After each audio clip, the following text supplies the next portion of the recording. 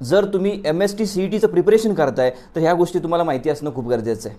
तर मॅथ्स हा MST CETसाठी 100 मार्क्सचा असतोय आणि 100 मार्क्ससाठी 50 क्वेश्चन्स असतात। पण 50 क्वेश्चनमधून 40 क्वेश्चन्स हे 12च्या सिलेबसवर असतात आणि बाकीचे 10 क्वेश्चन्स जे आहेत ते 11वीच्या सिलेबसवर असतात।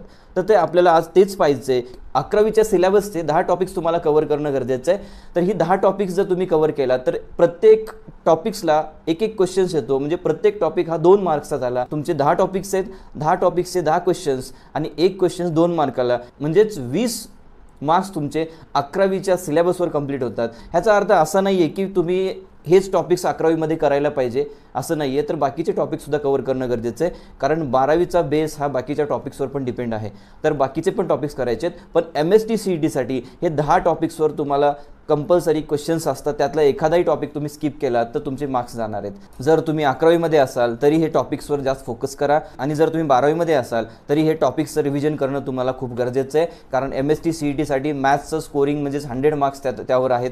त्यासाठी जर तुम्हाला MST CETसाठी स्कोरिंग करायचं असेल तर 11वीचे हे 10 टॉपिक्स करणं खूप गरजेचं आहे, तर तुमचं स्कोरिंग वाढू शकतं।